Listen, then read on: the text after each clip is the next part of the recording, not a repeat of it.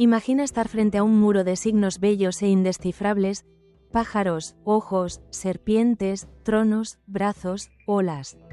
Durante siglos, Europa guardó los jeroglíficos egipcios como si fueran un código mágico, hecho más de símbolos místicos que de palabras. El problema era simple y terrible. En cierto momento, la capacidad de leerlos se había apagado de verdad. Tras el fin del Antiguo Egipto y el declive de los cultos tradicionales, el uso de los jeroglíficos desapareció y, con el tiempo, también se perdió el conocimiento práctico de cómo interpretarlos. El giro llega con un objeto que parece casi banal, por lo concreto que es: una estela de piedra rota y reutilizada como material de construcción. En 1799, durante la expedición napoleónica a Egipto, algunos soldados franceses trabajaban en las fortificaciones del fuerte Julien, cerca de la ciudad de Rosetta, hoy Rasit, en el delta del Nilo. El oficial Pierre-François Bouchard vio una losa con inscripciones en una cara y comprendió que podía ser importante.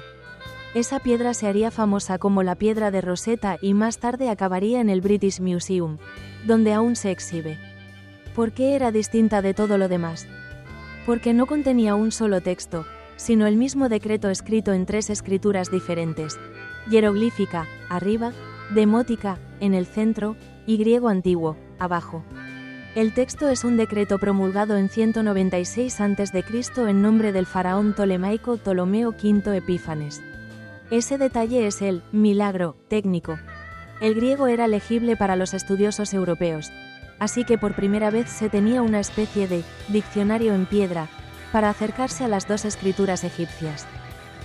Pero atención, no era un simple copia y pega palabra por palabra. Los 3 textos no son idénticos al pie de la letra. Son versiones del mismo contenido, con pequeñas diferencias y adaptaciones, y además faltaban partes de la estela. Por eso el desciframiento no fue inmediato.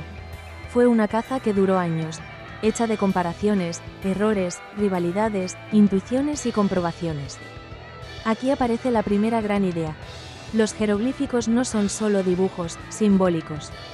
Pueden representar sonidos, hoy lo sabemos, pero durante mucho tiempo esa hipótesis parecía casi una herejía, porque el imaginario occidental estaba convencido de que era un lenguaje puramente alegórico.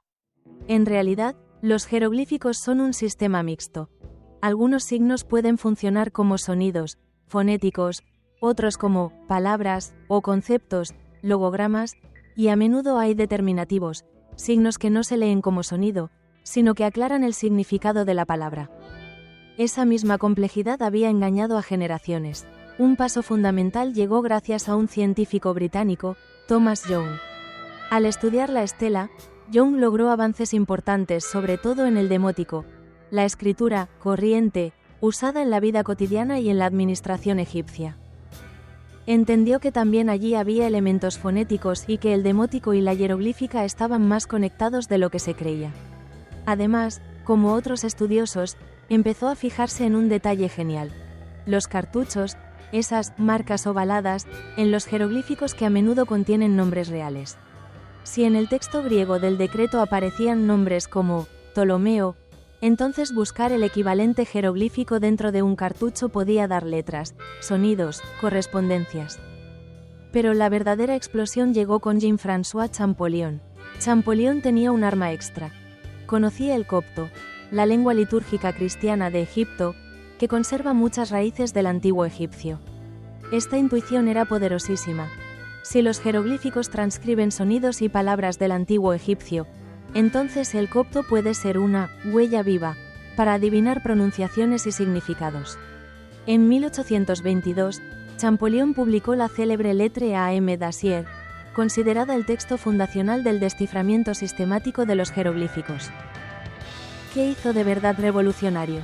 Demostró que los jeroglíficos podían ser fonéticos no solo para nombres extranjeros, sino como un principio más amplio del sistema, y construyó un primer alfabeto de valores fonéticos partiendo precisamente de nombres reales como Ptolomeo y Cleopatra, presentes en cartuchos de monumentos e inscripciones, cruzándolos con el texto griego y con otros hallazgos. En otras palabras, tomó un punto fijo, nombres conocidos, encontró sus firmas en jeroglífico dedujo los sonidos de los signos y luego puso a prueba esas deducciones en otros textos, buscando coherencia. Esta fase de verificación lo es todo, porque un código no está descifrado cuando parece funcionar, sino cuando sigue funcionando incluso fuera de su caso especial. Esta fase de verificación lo es todo, porque un código no está descifrado cuando parece funcionar, sino cuando sigue funcionando incluso fuera de su caso especial. Y aquí está la parte más bonita. La piedra de Rosetta no fue solo un traductor automático, sino una clave que enseñaba un método. Y aquí está la parte más bonita. La piedra de Rosetta no fue solo un traductor automático, sino una clave que enseñaba un método.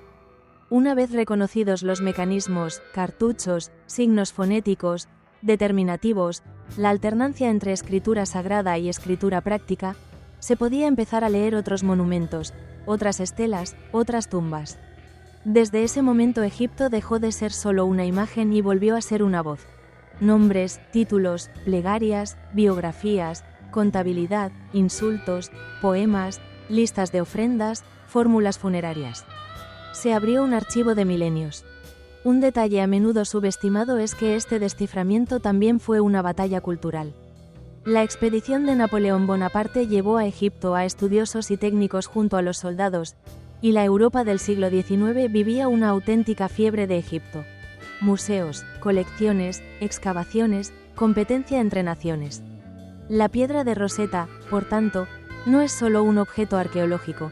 Es un símbolo de cómo la política, la guerra, la curiosidad científica y el deseo de prestigio pueden cruzarse y producir, para bien o para mal, una revolución del conocimiento. Si quieres resumirlo todo en una frase de final de vídeo, no desciframos los jeroglíficos porque alguien tuviera un destello de genio aislado, sino porque una piedra con 3 escrituras permitió convertir la intuición en demostración. Y cuando esa demostración se convirtió en método, el antiguo Egipto dejó de ser un misterio decorativo y se convirtió, por fin, en una civilización capaz de contarse a sí misma.